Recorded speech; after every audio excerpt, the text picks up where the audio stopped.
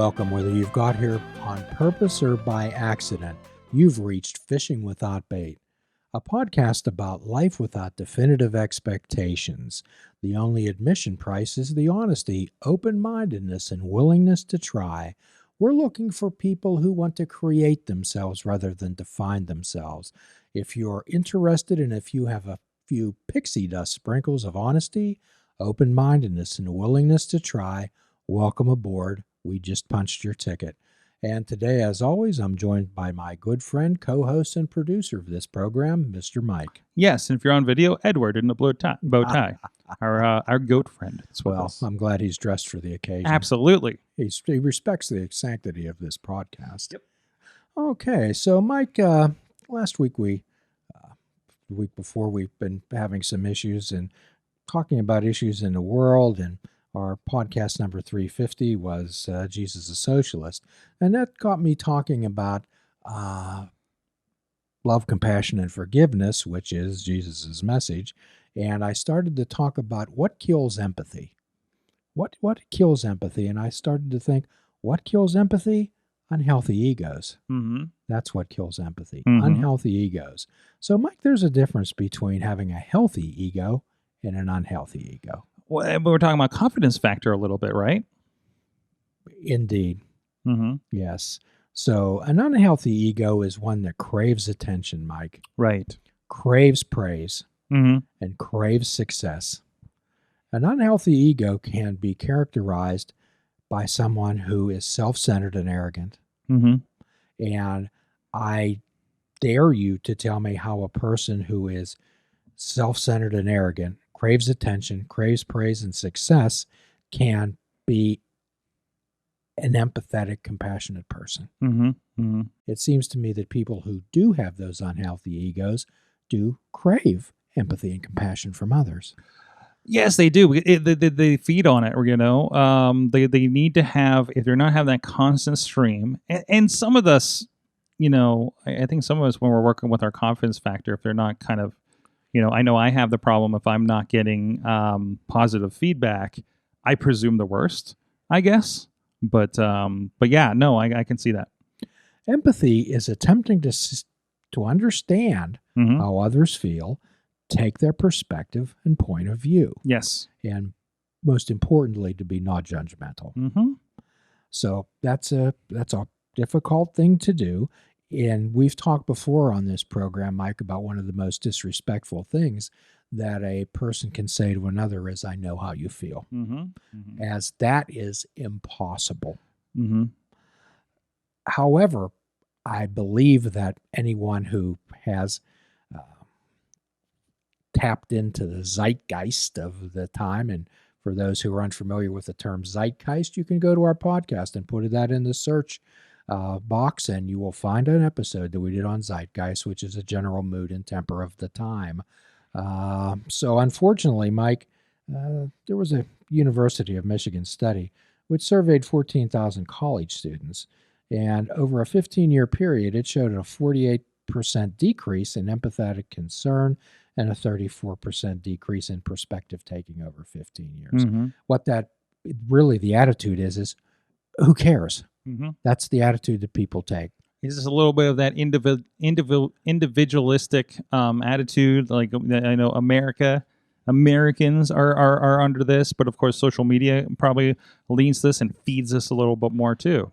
Well, one thought that is with the advent and the enmeshment of social media into our lives, and believe me, I'm always a believer in social media when it can be used as a tool.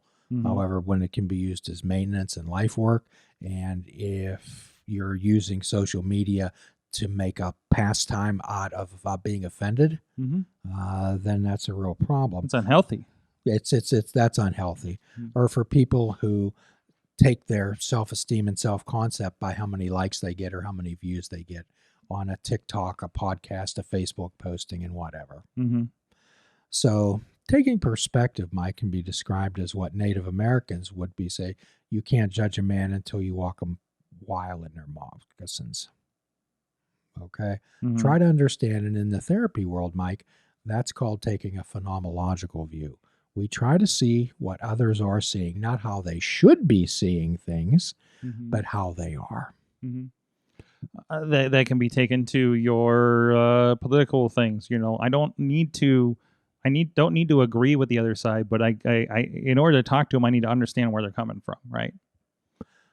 Quite often when I deal with younger people in my practice, Mike, particularly maybe people involved in drugs and alcohol or in early recovery from same, they often complain bitterly about how their parents don't trust them anymore. And I asked them, I said, could you look at your parents through your parents' eyes about what they've been seeing the last few years, how they've been feeling, not how you think they should be, but how they have been impacted by all this. And if you take a non-judgmental view of that and look through another person's eyes, then you'd get a better perspective and understanding. Empathy involves withholding judgment, being non-judgmental, being emotionally present, and connecting with someone. And again, for those who want the concept and perception and real life timing of empathy, I would suggest again that you listen to our podcast 350 on Jesus the Socialist. So, Mike, there's 3 types of empathy. Cognitive empathy, which is taking perspective. And I equate that to when we talk about the emotional, logical, and wise mind, cognitive empathy is like taking a logical mind approach, looking at all the facts and the figures that's going on with somebody. Okay. Emotional empathy is more of a emotional bonding, emotional enmeshment. It's like something that you use with your child or a loved one. Let's say cognitive empathy would be when you see somebody fall down on the street, okay, and you go over to them and see if they are hurt. You take a logical, fact-finding, empathetic view of that situation. But if your wife, your mother fell down on the street, you would have an entirely different type of empathy. Right. You would be concerned. You would be deeply concerned. You would make every effort to see what was going on with them emotionally, to see how they were. And that's understandable.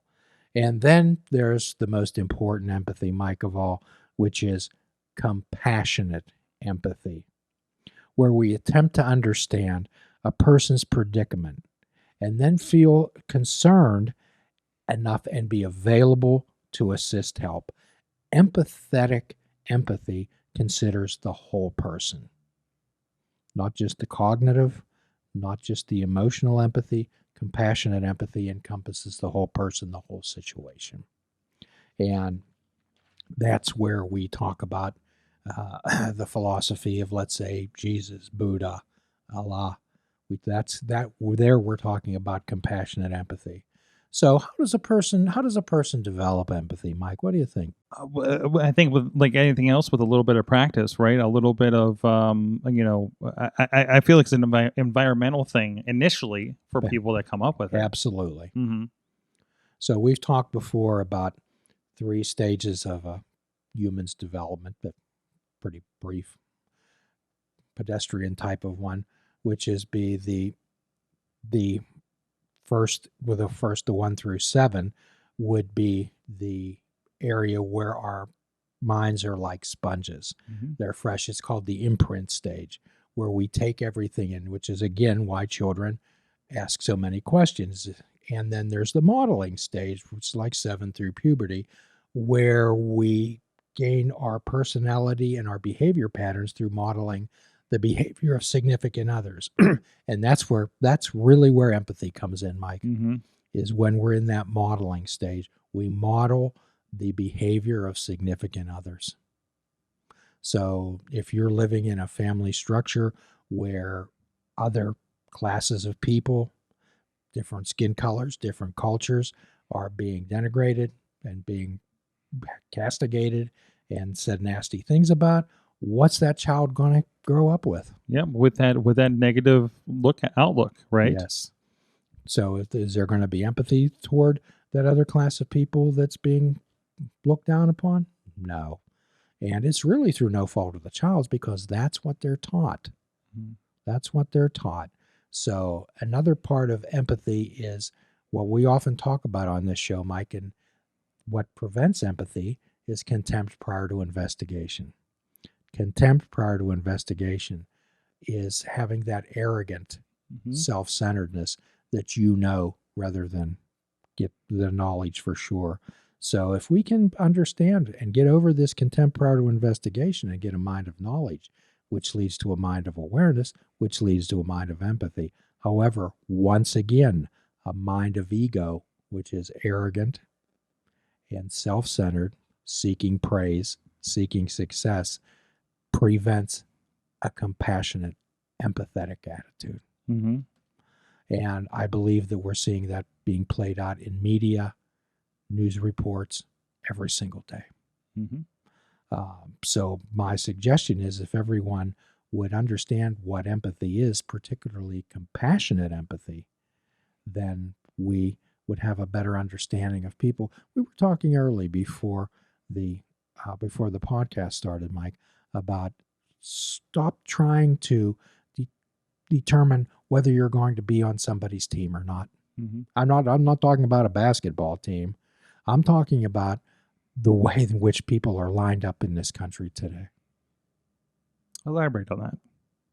Excuse me? Elaborate on that. What do you mean by that? Well, either let's say when the pandemic was going on, Mhm. either you were a vaxxer or you were an anti-vaxxer. Mm. There were very few people in between.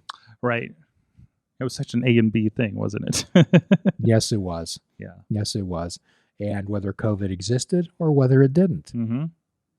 or whether you're woke or whether you're conservative. Mhm. Okay, Mhm. those terms lost their meaning long ago. Mm-hmm. Mm-hmm. So what I asking people is, we all play on the same team, and we're all trying to play toward the same goal, which is the betterment of society and the betterment of people in the country.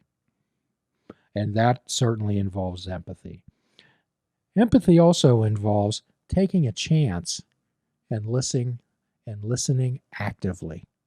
Taking a chance, stopping, and actually listening to somebody rather than have this preconceived notion, this contempt prior to investigation. And again, in a lot of our podcasts, Mike, we always emphasized the importance and the acceptance of saying, I don't know. Mm-hmm. What's going on with these people, rather than give some type of a shot off of our hip. Contempt prior to investigation, it's okay to say, I don't know. I don't know. Mike, empathy always also involves admitting one's own biases. Mm-hmm. And most biases, Mike, are false perceptions. Mm-hmm. Again, the contempt prior to investigation. And it's kind of a, how do you react to them? We talked about growing up in a, middle of nowhere, kind of sheltered from seeing people that are different than you. Like, I still have things in the back of my brain that trigger, but I know, no, that's not right, and you move on, you carry on, right? You learn to deal with that and work around that. Compassionate empathy is an action word, Mike. Mm-hmm. Much like gratitude. Gratitude is an action word. We can be grateful, but unless we express that action through words and actions, it means nothing. Mm-hmm. I sat in a mosque not too terribly long ago, and I was listening to the sermon by the imam, and he was talking about gratitude, and he was talking about 3 types of gratitudes. He was talking about gratitude of the mind, and he was talking about gratitude from the heart, and then he was talking about gratitude of action. And he emphasized gratitude of action, Mm-hmm. that we actually do. Oh, isn't that, how many times have you sat around with people and something awful was happening, and people would sit around and say, oh, isn't that a shame? Mm-hmm. Isn't that a shame? Mm-hmm. Somebody should do something about that. And that's what we're talking about on this program today. We're talking about compassionate empathy, which involves action. Nobody can do everything, but everybody can do something. So, Mike, in Buddhism, compassion is translated as the heart that can tremble in the face of suffering And the Buddha considered compassionate empathy as the noblest quality that a human being can possess. The Buddha considered having compassionate empathy the noblest quality that a human being can possess. So, for people out there who follow Christianity, I'd have to ask them, do you believe that Jesus conveyed and was the embodiment of compassionate empathy? Absolutely. Mm-hmm. So, Mike, I'd like to end the podcast on that question today. Jesus and compassionate empathy. The two are intertwined and you can't separate them. So what's your thoughts on today's podcast, Mike? I think it's a lot to think about. It's a lot to, there's a lot of application here, right? What are we doing? Are we too busy? I think it's good to take a step back and say, are we too busy trying to prove ourselves right? Or are we interested in having a conversation with people? I guess is the thing. Active listening, taking a chance. Yes, engaging. And at the end of every podcast, we offer a free prescription. Fruits, nuts, and vegetables. Unplug your television and take up fishing. For a truly mindful experience, we suggest that you fish without bait. Do a kindness for yourself and do a kindness for another. Forgive yourself and forgive another. Till all are free, none are free. Invite joy into your life and make beautiful choices and practice compassionate empathy. Till we meet again, my friends. Namaste. Please check out our website at fishingwithoutbait.com, where you can listen to the show, comment on our discussions, and find out where you can subscribe to our podcast. If you're interested in flying the colors of Fishing Without Bait, click the shop icon on our website. We have clothing, mugs, cell phone cases, and so much more. Show the world that you fish without bait. This show is a member of the Sorgatron Media Podcast Network. Find out more at sorgatronmedia.com.